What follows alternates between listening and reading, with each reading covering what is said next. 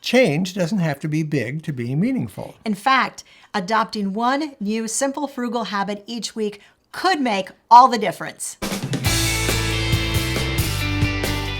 Frugality is all about adopting simple common sense habits, which allow you to save money over time so you can spend money on the things that mean the most to you. As we get ready to end 2022, it's a perfect time of the year to talk about 52 frugal habits that we're going to implement one new one each week. But if you don't know us, I'm Hope. And I'm Larry. And this is Under the Median, where every week we talk about practical frugality. Number 1, in January, set meaningful goals, not ambivalent ones that you're just half-heartedly making. Make those goals and then stick to them. And make sure that you set a time limit on those goals so you know when you want to reach the goal. Now, the second thing you want to do also has to do with goals, and that is to make sure that you are tracking them, because studies have shown that you are significantly more likely to reach goals if you write them down and track them. Number 3, check your credit report. You know, there's 3 credit reporting agencies. And right now, through the end of December 2023, you can do this free as often as once a week if you wanted to. I don't think you really need to, though. But it's good to check your report to see how you're doing. There's one place you want to go to get these credit reports. It's annualcreditreport.com. We'll make sure that link, by the way, is listed in the description of the video. Number 4 is set quarterly goals. Take a look at 4 different budget categories within those goals and see if you need to make adjustments. So go every 90 days and take a good close look at your budget. Number 5 is one that we just addressed just a few months ago, and that's change your cell phone plan. Evaluate your cell phone plan and see if there aren't some cheaper plans out there that'll do the same thing or maybe even better than your current plan. Now, I'm the first to admit that I was the one that for 4 years was overspending on my monthly cell phone plan. It was $45 a month. Recently, I switched to Mint Mobile, who we're partnering with for this video. I love that I'm consistently getting 4 bars in areas that I only got 1 or 2 bars previously. Switching to Mint, super easy. I used an eSIM card. Our son Daniel also just recently switched his cell phone service to Mint Mobile. He had them send him a free physical SIM card, but both of us were able to get everything set up and switched over literally in 10 minutes flat. Now, Daniel and I both use the $15 a month plan, but the nice thing about Mint is it really doesn't matter which of the plans you choose because you're always going to get all of the premium services with every plan. You're going to get unlimited talk and text. You're going to get benefit of their 5G network, which is the largest in the nation. And you're also going to get some free mobile hotspot, which I have found to be handy more than a time or two. Now, Daniel and I can bundle both of our services onto Mint's Modern Family Plan and get just one bill, which also is super duper nice. But here's what's really great about Mint Mobile right now. When I heard they were making this offer, I literally could not believe it. Y'all, this is such a great offer. Between now and January 15th, when you purchase 3 months of service, you're also going to get 3 additional months for free. Here's what you want to do. We have a special link. It's right down there. You're going to want to use that link, but the easiest way to get to it is look in the description of this video. You're going to find it pinned all the way at the top of the description of this video. Click on that link. It's going to tell you all the details that you need to know. By the way, this offer is good on all levels of Mint Mobile service, including unlimited. Tip number 6 is get rid of your cable. You know, Hope and I have never had cable. In fact, this is one of our TV antennas that we used to use when we had our apartment, and I would do mostly off air. But now with smart televisions, you can do all kinds of different services that you can bring in that are free, like Tubi TV, or of course, YouTube. And number 7 is read more books. The average millionaire spends 6 hours a week reading books. Create a list of things that you can do that don't require spending money. We call this our instead of list. Instead of doing this, which costs money, I will do this, which does not cost money. Now, the next habit, we call it the 10% challenge, and we find it super helpful to periodically do this, especially when we feel like we're stuck in some area of our budget. You're going to set a timer for 10 minutes, and you're going to make a list of all the ways that you could drop your spending in any one budget category, and your goal is always to drop it by 10%. Number 10, start a frugal inspiration list. This list will include ideas that you come up with for saving money. Number 11, eat out less often or eat out not at all. Instead, we always had Friday night pizza and movie nights, and I made the pizza from scratch. Number 12, learn a new hobby and then take that hobby and turn it into a side hustle. Number 13, buy used whenever possible. And along with buying used, tip number 14 is when you go to your favorite thrift store, ask for discounts. They might have a certain color tag of the day. They might offer discounts to teachers or military or police. Find out what their discounts are and see if you can apply them. They might even offer what we call the senior citizen discount. But before you head out to those stores, make a list of items that you need to replace in your home and do a little research ahead of time.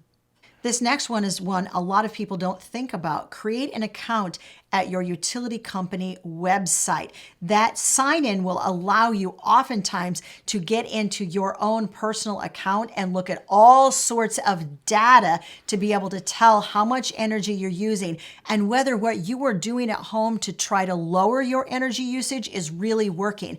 And in our account, it will give us an estimated bill that we can watch over time to see whether it's going higher than we really would like it to go. Habit number 17, get quotes from your auto insurance companies. See that you're getting the best deal, and if you're not, make a change. And while you're at it, when you're getting those quotes, make sure that you're getting all the discounts that you're entitled to. If you're getting your house and your car through the same agency, you should be entitled to a discount. If you belong to a member of certain organizations, it's also going to allow you to get a discount. So be sure to ask about discounts while you have them on the phone. Habit number 18, take a real good look at your internet provider. Are you getting the best service? Are you really using the service that they're providing? Or is maybe a lesser plan available that you can use for what you need? Sometimes we're paying for a lot of streaming, like high-speed streaming, and we're not even really using the high-speed streaming. So make sure that you know what your plan offers and that you're actually using that. And in relation to the same thing, not necessarily internet, but all the other services that you are paying for, make sure you know what actually comes with those plans that you're paying for every month, so you know that you're actually utilizing all of the tools that are available from that service or that subscription. Habit number 19, wait 24 hours before making a major purchase. This will give you a little time to kind of cool off so you're not making an impetuous buy. And maybe you'll find a better deal out there the next day. Adjust your thermostat 1 or 2 degrees, or maybe even 3. Now, a lot of people believe that this simple act really is going to make that much difference, yet in reality, it actually does. You're going to save somewhere between 2 and 3% on your final bill for every degree that you turn it up or down. So that means if you turn it up 3 degrees in the summer, down 3 degrees in the winter, you're saving 9% on that final bill. And with the bills going as high as they are right now, that's some money. And remember, all of these habits or tips that we're giving you, they're really small amounts of money. But when you add all the small amounts up, you're talking about some real change. Number 21, make sure that you create weekly menu plans, because that will allow you to use more of the food you already have in the house, and it will help you stay out of that drive-through. Number 22, combine errands that you're going out in your car for. That'll save wear and tear on your car and save you some money on gas. We love this one, and that is don't pay full price. That's like always the goal with every single thing we buy is don't pay full price. Make sure that you are looking around for coupons. Make sure you're looking at coupon matching websites, and make sure that you're using tools that are available. Two of them that we really, really like. We like Honey, and we also like Rakuten. We're going to make sure that those are listed in the description of this video in case you don't use those services. 24. Do a no spend challenge. That will save money very quickly for you, and it might even change your habits on spending. Number 25, buy generic or store brand. They have come a long way in the past few years. And in fact, many of these products are actually produced in the very same factories where the name brand products are produced, and they use the very same ingredients. Stop buying bottled water. You can get a water filtration system and buy some water bottles that you can get from Amazon or at your store. You're going to save a lot of money on the amount that you're currently spending for bottled water. We're halfway through our list. Do us a couple of favors, will you? If this is helpful, make sure you hit like on this video. And if you're not subscribed, go ahead and subscribe and hit the bell notification. Drink water instead of soda. Water is cheaper and it's much better for you. Wash your own car. In fact, along with that, do your own waxing and detailing. You'll save a lot of money. And really when you're hand washing your car, it's actually a little better on the paint. Calculate the yearly cost of subscriptions and services that you're paying for. So take your monthly cost and multiply it by 12. Now, there's a good reason that these companies don't tell you this is what it's going to cost you per year, because they know that if customers do the math and they multiply it by 12, sometimes they're going to look at that amount and think, I don't know whether that product or service is actually worth that amount of money to me every single year. And that is exactly why we encourage you to do the math. Habit number 30 is stop comparing yourself to others. Be thankful for what you have and what you can do, and live simply. Live with simple pleasures. Number 31, we alluded to this actually earlier. Get to know your local library. There are so many amazing services that are offered through local libraries. Make sure you go in often and acquaint yourself with everything that is available through your local library. Don't go grocery shopping as often. The more often that you're in the store, the more apt you are to spend money. Bulk cook. Now, this is a little controversial because the thing that I've heard most from viewers is I just don't have the time to bulk cook, because you're talking 8 hours out of an entire day. Not necessarily. I continue to bulk cook, but as I do, I have figured out that I can do 1 4-hour session a week, or I can break it up into 2 2-hour sessions a week, and I still can have all the advantages of bulk cooking and the money saving with bulk cooking without spending 8 hours an entire day cooking for an entire week or an entire 2 weeks. Get rid of extra items in your home that you don't need. Set a timer for 10 minutes and go around and make a pile. Put stuff in a pile, and that way it's not a real burdensome thing, and it really hasn't taken an awful lot of time. If you do this on a regular basis, you'll get your house cleaned out. And you're looking to pitch, donate, or sell. Automate your savings. Make sure that you use electronic deposit for all of your paychecks, and make sure that you have a methodology of paying yourself first. Habit number 36 is make a list of 52 free activities that you can do throughout the year, and include other people along with these activities to do them with.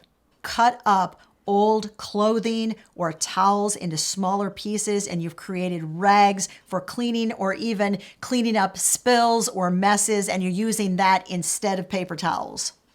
Habit number 38 is create a list of items that you have in your freezer or your pantry. Refer to that list and then start eating out of the stores that you have in your house. That'll keep you from going out and buying needless or unneeded things. Buy in bulk, but before you do the math to make sure that buying in bulk is actually less expensive than buying smaller units of the same product. eat meat less often. Now, we don't need to be the ones that have to tell you how expensive meat is getting, but use it sparingly. If you eat meat, use a little bit maybe in soups as a soup stock or smaller portions of it. You know, us being vegan, we really don't eat any meat, so we save a great deal of money. It's actually cheaper to eat that way. Habit number 41 is all about food too, but this time it's about leftovers. Make sure that you have a plan to use leftovers. You can use leftovers so creatively. It can be lunch the next day. You can also take leftovers, roll them up in a tortilla. You can also use leftovers in soup, and you can use leftovers to actually package a meal, put it in the freezer for later use. Cook with lower wattage appliances. Hope will oftentimes use the toaster oven instead of our big 220 volt oven that's electric upstairs. That uses a lot less power. And a lot of times it'll cook items a little faster. You're not using as much room in there to heat up the items. Habit number 43 is lower the temperature on your water heater to 120 degrees. Now that it's 49 degrees Celsius. The factory setting, by the way, is generally 140 degrees, which honestly is really hot water. It's too hot if you have any children in the house, because that is 60 degrees Celsius. But the great news is by lowering it just 20 degrees, you're going to save 8 to 10% on your bill. Speaking of water temperature, wash your clothes in cold water. And along with that, try to only wash full loads. Now, when you get done washing them, line dry them. There's all kinds of different methods you can use for line drying, even in the wintertime. You can set up ropes in your house and get little portable drying racks, all kinds of ways to do this and save money. We actually did a video a while back where I showed how to cut the cost of doing laundry in half. I'll make sure that's linked up above and in the description of this video also.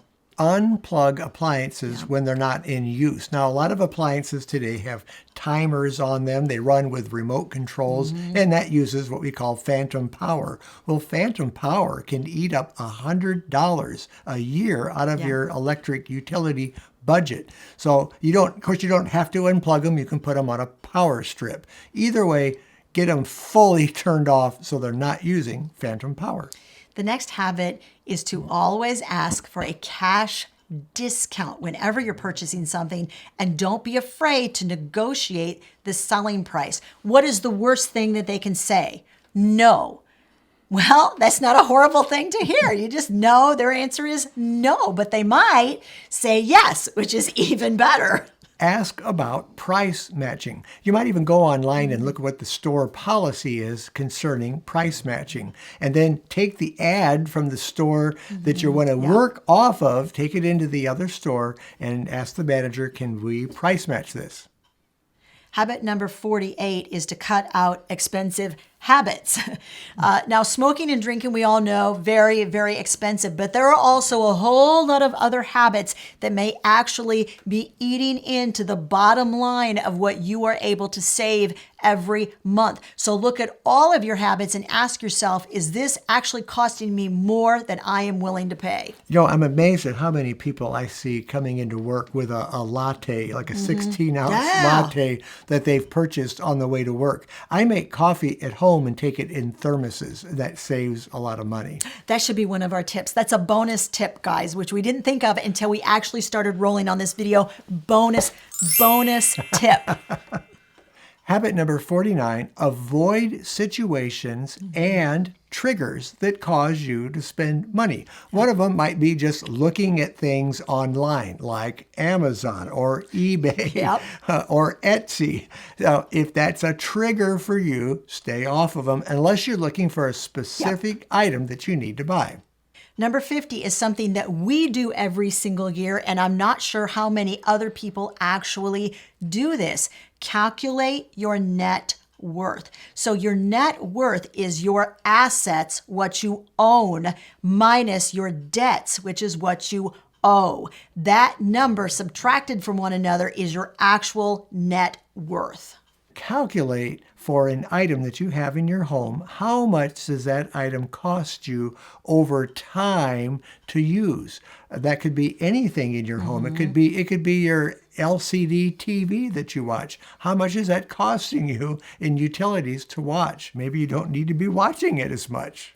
But it's not just the cost of utilities. On some items, it's the cost of replacement parts. Is there a filter you're going to have to periodically replace? And it's a proprietary filter, so you're going to have to buy it from that company. Is it something that's going to need periodic maintenance? There are lots of different ways the items that we own actually cost us money over time, even after we've made that initial expenditure of buying the item in the first place. So look around your home and think, what is this really costing me to own over time? Which brings us to the point that sometimes the least expensive item is not always the most frugal item. Trade, borrow, or barter things that you need. You know, you have skills that you can offer somebody, and maybe somebody has a skill that you need, but you really don't want to lay out the money for it. Well, make a trade. That is a great way to get things done and to help somebody else out. Now, if you want to know what this whole thing of frugality and these habits, which we actually do, by the way, everything we've told you to do, we already do. What does this look like in our weekly lives? So how does this actually play out in real life? We did a video where we showed you 35 ways that we actually saved money, well over $100, in fact, in just 1 week. And that video, if you haven't watched it, is right over there. Give it a look.